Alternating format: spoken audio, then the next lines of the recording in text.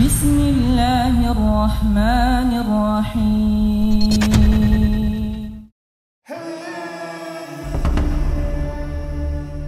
Assalamualaikum warahmatullahi wabarakatuh. Sahabat Tarbiyah Daily, kita sekarang masih berada di bulan Syawal. Ada ibadah yang sangat-sangat agung di bulan Syawal, yaitu ibadah puasa 6 hari. Dan apabila digandengkan dengan puasa Ramadan, maka Nabi SAW mengatakan, "Man shoma Ramadanan summa atba'a sittan min Syawal, kana kasiyamud dahri." Barang siapa yang berpuasa Ramadan kemudian diikuti 6 hari puasa Syawal, maka sama dengan puasa 1 tahun. Tetapi tidak semua Allah Subhanahu wa ta'ala takdirkan di antara kita ini bisa puasa Syawal. Entah karena dia safar, entah karena sibuk bekerja sehingga pekerjaannya sangat keras, berat sehingga tidak bisa berpuasa, atau karena ada perkara-perkara lainnya. Akan tetapi walaupun seandainya di antara kita tidak bisa puasa Syawal, sebenarnya di sana ada amalan-amalan yang sebanding dengan amalan-amalan puasa.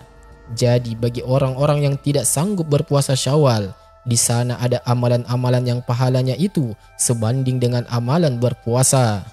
Dan itu bukan hanya satu amalan, melainkan ada banyak. Maka di malam hari ini kita akan membahas beberapa amalan yang kalau diamalkan pahalanya sebanding dengan pahala orang yang berpuasa. Amalan apa sajakah itu? Yang pertama, disebutkan oleh para ulama, al-ghibtah. Ghibtah itu amalan yang paling ringan, tetapi bernilai pahala besar di hadapan Allah Subhanahu wa ta'ala. Apa itu ghibtah? Ghibtah itu hasad yang dibolehkan, bahkan hasad yang terpuji. Kita ketahui bahwa hasad itu ada dua. Ada hasad yang tercela, itulah yang kemudian kita harus berlindung darinya. Min syarri hasidin idza hasad, dari keburukan orang yang hasad. Tetapi di sana ada hasad yang terpuji yang disebut dengan ghibtah. Ghibtah itu artinya kita berangan-angan memiliki kenikmatan yang Allah berikan kepada orang lain tanpa menghendaki kehilangan nikmat tersebut, tetapi dia ingin melakukan hal yang sama seperti yang ia lakukan, dan itu namanya ghibtah. Maka orang yang melakukan ini pahalanya sama dengan orang yang Allah berikan nikmat, kemudian dia bisa beribadah dengan nikmat itu. Dan itu disebutkan dalam sebuah hadis, kata Nabi SAW, "Innamad dunya li arba'ati nafar." Dunia ini untuk 4 kelompok. Siapa saja 4 kelompok ini? Hamba yang Allah Subhanahu wa ta'ala berikan harta yang melimpah serta pengetahuan agama yang mumpuni. Dengan ilmunya dia gunakan harta itu untuk bertakwa kepada Rabb-Nya. Dia bisa menyambung dengan harta itu rahim-rahimnya, kerabat-kerabatnya, dan dia mengetahui hak-hak Allah Subhanahu wa ta'ala seperti zakat, sedekah, dan yang semacamnya. Maka hamba ini seafdal-afdalnya tempat di sisi Allah Subhanahu wa ta'ala. Ini yang pertama. Yang kedua, seorang hamba yang Allah berikan ilmu, tetapi Allah tidak berikan harta kepada dia. Tetapi dengan ilmunya, walaupun dia tidak punya harta, tapi dia punya niat yang baik, yang jujur. Dengan niatnya dia mengatakan, kalau aku punya harta seperti orang itu, maksudnya orang itu yang dengan hartanya bertakwa kepada Allah Azza wa Jal, aku pun akan mengamalkan hal yang sama seperti yang dia amalkan. Maka Rasul mengatakan, maka dia dengan niatnya, pahalanya sama dengan orang yang punya harta dan punya ilmu itu. Jadi, kalau seandainya ada tetangga punya harta yang banyak, bisa haji, kita pula tak punya harta tetapi pingin haji. Kemudian dia katakan dalam hatinya, aku pun kalau seperti dia, aku pun sama akan melakukan hal yang sama seperti yang dia lakukan. Maka dengan niat kita dan kejujuran niat kita itu, kita dapat pahala seperti dia juga dapat pahala. Pahalanya sama di hadapan Allah Azza wa Jal. Dari sini menunjukkan apa? Bahwa niat itu membesarkan yang kecil dan mengecilkan yang besar. Dan itulah niat. Maka hanya semata-mata ghibtah saja, itu sudah bisa mendapatkan amalan seperti orang yang lain amalkan. Jadi kalau kita tidak bisa berpuasa karena safar atau karena kerja keras, kerja berat, sehingga tidak mungkin atau tidak memungkinkan untuk berpuasa, maka kita tinggal niat saja. Ya Allah, kalau aku seperti dia, gak ada kerjaannya, hidupnya hanya ibadah saja, saya pun inginlah seperti dia. Maka niat kita ingin mencontoh orang lain, walaupun kita tidak bisa, itu sudah mencukupkan mendapatkan pahala yang sama. Luar biasa amalan ini. Ini amalan yang sangat ringan sebenarnya, tetapi jarang pula dilakukan. Ini yang kedua. Yang ketiga, amalan yang sama dengan amalan orang yang berpuasa adalah dengan cara mengajak orang lain untuk berpuasa. Kalau seandainya kita ini mengajak orang lain, berdakwah kepada orang lain, menyuruh orang lain berpuasa, mungkin dengan cara menyebar keutamaan-keutamaan puasa di medsos, atau mengajak ya minimalnya keluarga atau tetangga kita menjelaskan tentang keutamaan puasa Syawal, dan tiba-tiba kemudian apa yang kita share atau apa yang kita tulis itu dibaca oleh orang lain. Akhirnya kemudian orang lain itu tertarik untuk mengamalkan apa yang kita tulis. Kemudian dia berpuasa karena membaca tulisan kita atau ajakan kita, atau karena dakwah kita. Maka kalau dia berpuasa, kita pun dapat pahala dia. Karena Nabi SAW yang mengatakan, orang yang mengajak manusia untuk berbuat baik, maka kita dapat pahala. Pahala orang yang mengikuti ajakan kita tanpa mengurangi pahala orang yang mengerjakan amalan itu. Ini yang kedua. Yang ketiga, berusaha untuk menjaga adab-adab di hari Jumat. Kata Nabi SAW, barang siapa yang mandi pada hari Jumat, kemudian berangkat di awal-awal, maksudnya pagi-pagi dia sudah berangkat, mandi, kemudian berpagi-pagi, dan dia pun betul-betul bersegera untuk datang ke sholat Jumat dan berjalan kaki, walam yarqab, dan dia tidak mengendarai apapun, wadana minal imam, kemudian dia mendekat kepada imam, fastama'a, dan dia pun mendengarkan khutbah imam, walam yalgu, dan dia tidak bermain-main, betul-betul sungguh-sungguh melaksanakan sholat Jumat. Apa pahalanya? Kana lahu, kata Nabi SAW, maka setiap langkah kakinya adalah pahala amalan setahun bagi dia berpuasa dan qiyamul lailnya. Subhanallah. Kalau kita mandi di hari Jumat, dan mandi di hari Jumat itu pendapat yang kuat hukumnya adalah wajib, walaupun ada mengatakan yang sunnah, karena ada hadis yang mengatakan mandi di hari Jumat itu wajib. Kemudian setelah itu berwangi-wangi, kemudian bergegas, manusia belum datang ke masjid, dia sudah ke masjid. Kemudian dia berjalan kaki tanpa mengendarai kendaraan. Kemudian sampai di masjid, dia mendekat kepada imam dan betul-betul mendengarkan dengan seksama khutbah imam. Maka setiap langkahnya, setiap langkah kaki kita dari rumah ke masjid itu, maka akan dapat pahala amalan setahun puasanya dan qiyamul lailnya. Ini yang ketiga. Kemudian yang keempat, amalan yang sebanding dengan amalan puasa adalah menyantuni janda-janda fakir dan fakir miskin. Nabi SAW bersabda dalam sebuah hadis yang dikeluarkan Bukhari dan Muslim. Kata Nabi SAW, orang-orang yang membantu ataupun menyantuni para janda-janda miskin ataupun orang-orang miskin, maka sebanding dengan orang yang jihad di jalan Allah, atau sebanding dengan orang yang mengerjakan puasa di siang hari dan mengerjakan sholat di malam harinya. Maka ini juga pahala yang sebanding dengan puasa. Kalau kita tidak bisa puasa Syawal, maka carilah janda, belikan ia nasi padang gitu ya, santuni mereka. Tetapi jangan ada udang di balik batu ya. Jadi betul-betul kita ini niatnya menyantuni karena kefakirannya. Karena namanya janda itu teman-teman, mereka tidak bisa bekerja. Sebagian mereka tidak punya skill. Karena ada wanita-wanita itu yang semasa hidup sama suaminya betul-betul menggantungkan hidup kepada suaminya. Apabila suaminya meninggal, ada di antara mereka itu yang tidak bisa apa-apa, tidak bisa bekerja.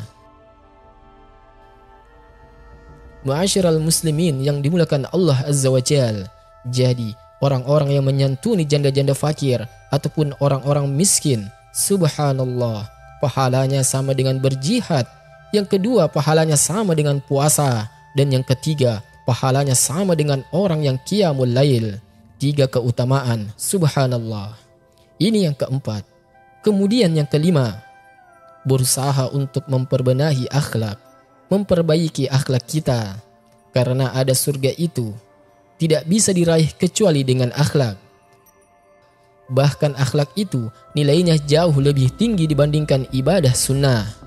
Bahkan walaupun seseorang mungkin jarang sholat malam, jarang puasa sunnah, tetapi dia punya akhlak, maka terkadang akhlak itu sudah mewakili tanpa harus sholat malam, tanpa harus puasa sunnah, sudah dapat pahala dua-duanya. Kata Nabi SAW, innal mu'min la yudrika bi husnil khuluqihi darajatus shaimil ghaib. Sesungguhnya dengan akhlak mulia, seseorang mukmin itu akan sampai ke derajat orang-orang yang mengerjakan puasa dan juga sholat malam. Dari sini menunjukkan bahwa akhlak itu terkadang lebih tinggi nilainya dibandingkan ibadah-ibadah sunnah. Sahabat tarbiyah daily yang dimuliakan Allah Azza wa Jal, adapun akhlak sendiri. Suatu hari Abu Hurairah radhiyallahu an pernah dinasihati Nabi SAW atau diberikan wasiat, dan Rasul mengatakan, "Ya Abu Hurairah, alaika bihusnil khuluq." Hai Abu Hurairah, wajib atas engkau memperbaiki akhlak. Maka Abu Hurairah radhiyallahu an bertanya, "Apa yang dimaksud akhlak yang kau wasiatkan kepadaku ini, Rasul?" Maka Nabi SAW mengatakan, "Sambunglah kepada orang-orang yang berusaha memutus silaturahim kepadamu. Maafkan kepada siapapun yang hendak menzalimimu, dan berikan sesuatu kepada orang yang justru dia mengharamkan pemberiannya kepadamu." Berarti 3 di sini akhlak yang diajarkan Rasul kepada Abu Hurairah. Pertama, menyambung silaturahim, walaupun dia memutus silaturahim kepada kita. Karena Rasul mengatakan, al-wasil laisal wasil bil mukafi. Menyambung silaturahim itu bukan sistem barter. Kalau kau datang, aku datang. Kalau kau SMS, aku juga SMS. Kalau seandainya kau telepon, baru aku telepon. Nah, itu namanya barter. Kalau kau datang bawa rantang, aku juga sama. Kalau kau datang bawa makanan, aku juga sama. Kalau kau datang tidak membawa makanan, aku pun tidak membawa makanan. Nah, itu namanya sistem barter. Jadi, silaturahim itu bukanlah sistem barter. Justru orang yang silaturahim itu, kalau ada saudara kita memutuskan silaturahim dengan kita, kita yang justru berusaha menyambungnya. Kemudian, kalau ada saudara kita menzalimi kita, sudah, maafkan saja dia. Bahkan kalau bisa memaafkan sebelum dia meminta maaf. Sebagaimana ada seorang sahabat Nabi SAW yang dijanjikan oleh Rasul bahwa dia termasuk sahabat penduduk surga. Rupanya amalannya apa? Setiap tidur, dia berdoa kepada Allah Azza wa Jal dan mengatakan, "Ya Rabb, semua orang yang menzalimiku, ku ampuni semuanya, ku maafkan semuanya sebelum mereka minta maaf." Kemudian yang ketiga, memberikan sesuatu yang dia tidak memberikan kepada kita. Dia boleh bakhil kepada saya, tetapi kita tidak boleh bakhil kepada dia. Ini maksudnya. Kemudian juga ini yang kelima. Lalu yang keenam adalah ribat, menjaga perbatasan kaum muslimin. Jadi, kalau seandainya ada tentara-tentara yang oleh negara itu ditugaskan ke perbatasan-perbatasan, dia menjaga negara kita NKRI dari negara musuh umpamanya, maka kalau dia betul-betul menjaga perbatasan kaum muslimin supaya tidak dicaplok, kemudian tidak dijajah dan begitu seterusnya, maka Nabi SAW mengatakan, dan ini besar pahalanya ikhwan. Jadi kalau ada tentara-tentara Islam yang ditugaskan negara untuk mengamankan negara di perbatasan, dan dia betul-betul ikhlas karena Allah, mencari keridaan Allah, betul-betul dia memang jujur niatnya ingin menjaga negaranya, maka Nabi SAW mengatakan, barang siapa yang berjaga sehari semalam di jalan Allah, maka baginya seperti pahala berpuasa, dan juga baginya pahala seperti sholat 1 bulan. Dan barang siapa yang meninggal dalam berjaga, maka diberikan kepadanya pahala seperti itu, dan ia diberi rezeki serta akan mendapatkan keamanan dari fitnah kubur. Subhanallah. Karena memang ikhwan, risikonya berat. Mengamankan perbatasan ini memang sangat berat, belum lagi dihantui oleh musuh. Sahabat tarbiyah daily yang dimuliakan Allah Azza wa Jal, ini yang keenam. Yang ketujuh, di antara perkara-perkara yang sebanding dengan pahala puasa adalah menjaga hak-hak bertetangga. Al-Imam Ahmad dan juga Bazzar dan juga Imam Ibnu Hibban dalam sahihnya serta Hakim dalam Mustadraknya meriwayatkan sebuah hadis yang sampai kepada Abu Hurairah radhiyallahu an. Ada seorang laki-laki yang datang kepada Nabi SAW dan mengatakan, "Ya Rasulullah, ada seorang wanita yang dikenal banyak sholatnya, banyak sedekahnya, banyak puasanya. Masalahnya, wanita ini banyak menyakiti tetangganya dengan lisannya. Di satu sisi ahli sholat, ahli sedekah, ahli puasa, tetapi sisi lain ahli pula menyakiti tetangga." Maka Nabi SAW mengatakan, "Hiya finnar." Wanita itu tidak ada kebaikan, wanita itu pasti masuk neraka. Qala, kemudian dikatakan juga, "Ya Rasulullah, tetapi di sana juga ada wanita yang sholat malamnya biasa saja, kadang sholat, kadang tidak. Puasa sunnahnya juga sama, kadang puasa dan kadang tidak. Sedekahnya juga biasa saja, tetapi lisannya tidak menyakiti tetangganya." Maka Rasul mengatakan, "Hiya fil jannah." Wanita itu layak masuk surga. Hadis ini dikeluarkan oleh Abu Bakar ibn Abi Syaibah dengan sanad yang sahih. Dari sini kita tahu bahwa di sini ada dua perbandingan.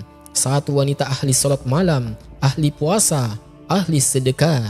Yang satunya tidak ahli salat malam, tidak ahli puasa, dan tidak ahli sedekah. Tetapi yang ahli salat malam, yang ahli puasa, yang ahli sedekah dimasukkan pula ke neraka. Yang satunya pula yang tidak ahli puasa, tidak ahli salat malam, tidak ahli sedekah dimasukkan pula ke surga. Apa dosanya?